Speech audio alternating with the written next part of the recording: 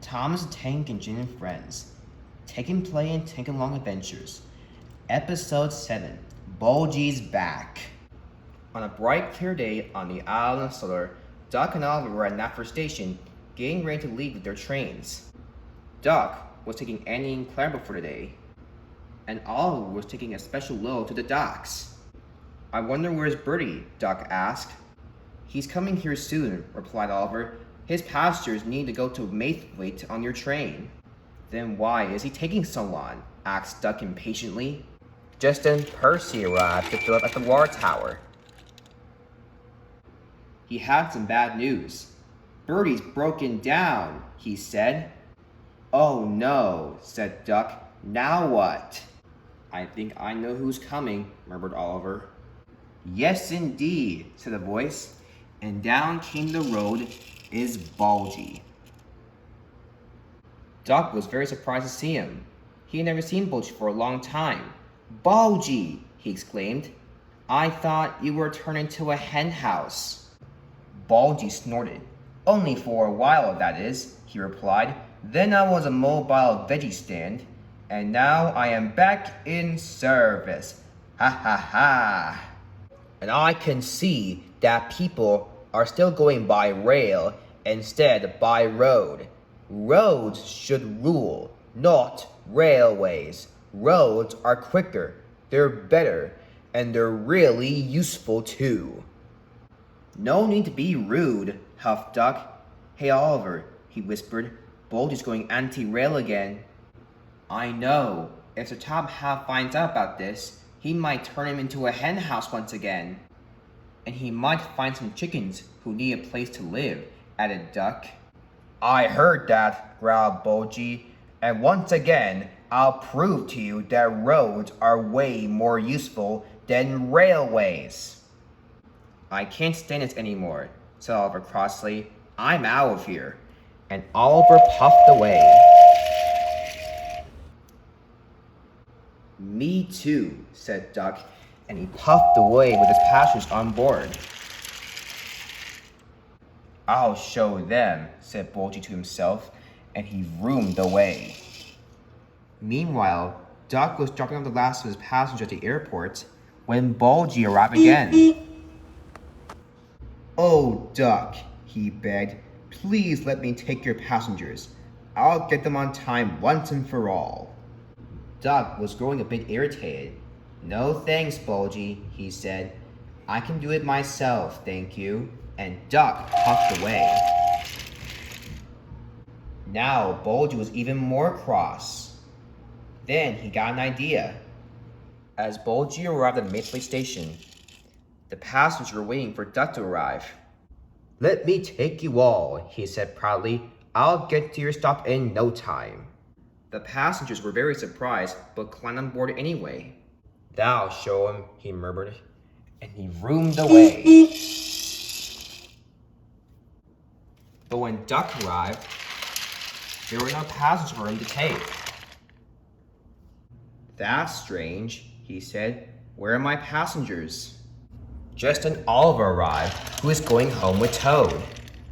"Hello, Duck," he whistled. "Hello, Oliver," he replied. "There's something strange going on." "What is it, Mr. Duck?" asked Toad. "My passengers are gone." Oliver was confused.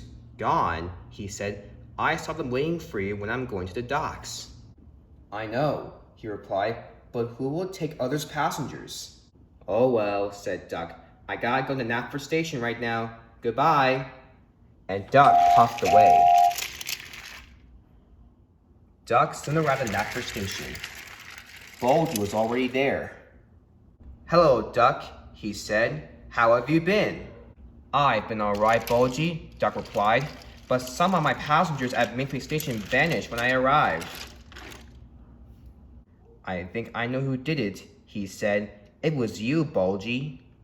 "Me? I did no such thing." "I know what you're up to, Bulgy," said Duck. But Bulgy was already rooming away. The next morning, Bulgy was still going anti-rail. He was so busy thinking about roads that he wasn't watching where he was going. And then there was trouble. Trevor was crossing by, and Bulgy swerved to avoid him. "Whoa," he said. "Watch where you're going," snapped Trevor. And Bulgy crashed into the water tower. Cracks appeared, and water began to leak out. Luckily, no one had seen him. And neither did Trevor, because he was already throwing away. Bulgy saw what he had done, so he decided to roll away as fast as he could. Just an Oliver arrived to fill up. He noticed that the water tower was empty. "How can it be empty?" he asked crossly. The driver and fireman climbed out to inspect the water tower. "The water tower has cracks in it," said the driver. "Yes," agreed the fireman. "The water might leak out of the water tower." When Oliver looked towards his left, he noticed a big puddle of water next to the water tower. "You're right," he replied. "The water did leak out. Now what?" "We may have to go back to Natford," said his driver. "But what about my passengers?" asked Oliver. "Don't worry," said the fireman. "I'll call Sir Tom Ham to bring an engine to take your passengers." Oliver smiled and he puffed away towards Natford. But unfortunately, all the other engines were beginning to run out of water as well. It had to be taken back to Natford Yard by diesel engines. "Oh, this is getting ridiculous," said James. "Aye, James, it is," agreed Donald. "Yeah," agreed Douglas. "How could you build steam without water?" "Oh no," groaned Oliver. "Here comes another engine." "Thomas, not you too." "Oh yes, indeed," replied Thomas. "I ran out of water too." "Who will take our passengers then?" asked James. "Never fear, Bulgy is here." "I'll be taking your passengers, along with—" "I know," said Oliver cheerfully. "Bertie!" And Oliver was right. Bertie arrived looking good as new. "Okay, Bulgy," he said. "Let's go." And the two buses raced away.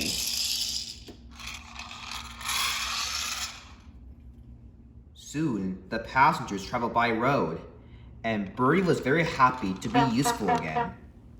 And Bulgy was even more happier about it. "Hooray!" he honked. "Roads rule! Roads have finally won!" While Bulgy was on his way to Natford Station, he saw Bertie. Bertie had broke down once again. "What's the matter, Bertie?" he asked. "It's all these passengers," he replied. "It's too much for my engine." "No worries, I'll take them." "But you already have a full load, Bulgy," said Bertie. Bulgy snorted. "Ugh, I got plenty of room." "Very well," said Bertie. "Good luck getting to Natford." Soon Bulgy was full, and his wheels began to ache more and more. "Oh, ouch," groaned Bulgy. "My axles never felt this so before." "But I must keep going. I'm almost there." And then there was trouble. "Oh, ouch! My axle!" The passengers climbed out, feeling very upset. Now, the passengers had to walk to Natford Station. "This wouldn't have happened if we're going to travel by train," said one of them. "You should have paid more attention to your loading capacity," said another one. "Oh," groaned Bulgy. "Never wanted to end like this." Just then, Sir Topham had arrived. "Bulgy," he said crossly, "I thought you were trying to help these passengers, but it appears you're the one responsible for all this confusion and delay." "Yes, sir," said Bulgy quietly. "I'm sorry, sir." "And I think I know what to do with you, Bulgy." And so, Bulgy was taken away for repairs. And he was turned into a hen house once again. The water tower was fixed up, and the engines soon were back on track. Just then Oliver and Toad arrived. Oliver saw Bulgy in the field. "Well, well, well," he chuckled. "Once again, you turned into a hen house." But Bulgy did not reply. Now you see that railways can be useful as well. And he puffed away. But Bulgy still thinks that roads are way more better than railways. Wouldn't you?